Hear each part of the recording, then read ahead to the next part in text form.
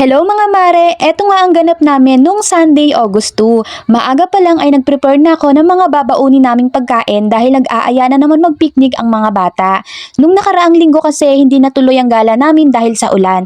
Kaya nangako kami sa kanila na ngayong Sunday ay lalabas na talaga kami. Una kong ginawa ay minarinate ang manok, breading mix at isang itlog ang nilagay ko. Nagsalang na rin ako ng pasta para sa gagawin kong carbonara. Bukod sa spaghetti, isa na rin to sa mga paborito ng mga anak namin. Dati ayaw na ayaw nila ang carbonara, pero dahil paborito ito ng nanay nila, ayun, naging paborito na rin nila. Ang sahog ko lang ay chicken, ham, mushroom, dalawang ebap at isang Nestle cream. Gusto ko pa sana lagyan ng cream of mushroom dahil mas creamy at mas masarap talaga. Pero wala akong mabilhan dito sa amin. Pero okay lang, nasa tamang timpla pa rin naman talaga ang sikreto. At sa totoo lang, ang sarap ng kinalabasan. Syempre, kapag ikaw ang nagluto, automatic masarap para sa'yo. Bandang 2:00 na kami nakaalis ng bahay. Ang problema, maaga pa lang ay umaambon na. Habang papalapit ang oras ng alis namin, lalo pang lumakas ang ulan. Kaya napaisip kami kung itutuloy pa ba namin. Pero sabi namin, all set na ang lahat. Nakahanda na ang pagkain at excited na ang mga bata. Kaya ituloy na natin. Malay natin, baka pagdating namin doon ay wala ng ulan. Habang paakyat na kami ng Batasan, San Mateo, Rizal, lalo pang lumakas ang ulan. Napansin din namin na kahit Sunday, sobrang traffic. Ang daming sasakyan kahit umuulan. Pagdating namin dito sa Quezon Memorial Circle, maulan pa rin. Sabi ko, paano tayo makakapag-enjoy nito? Nagbayad muna kami ng 20 pesos na parking. Akala namin maluwag ang parking area dahil sa maulan ngayon, pero marami pa rin pala ang namamasyal. Noong huli kaming pumunta rito, umulan din bandang hapon kaya maaga rin kaming umuwi. Kaya ngayon umaasa kami na mas tatagal kami.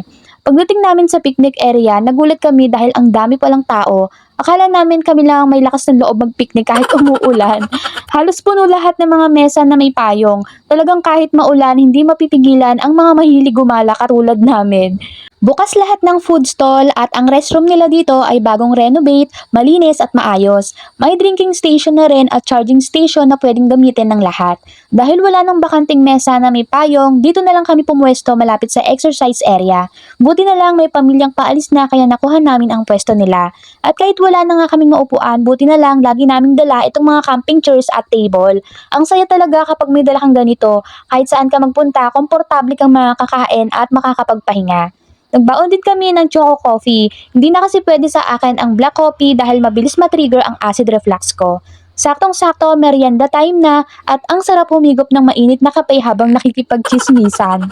Hindi nga lang nakapaglaro ng maayos ang mga bata dahil basa ang playground. Kaya ang ginawa nila, nag-exercise na lang.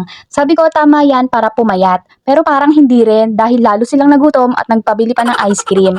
Kahit maulan, marami pa ring pamilya ang nagpipiknik dito. May mga nagse-celebrate pa ng mga birthday at may dalang cake. May 4 museum dito na libre ninyong mapapasok. Ang Manuel Quezon Museum, Quezon Heritage House, Bahay Modernismo at Car Museum. Hindi pa namin napasok yung mga yon pero sa susunod naming balik ipapakita ko rin sa inyo ang loob. Para naman sa mga plantita at plantito, marami ring nagtitinda ng iba't ibang halaman at bulaklak.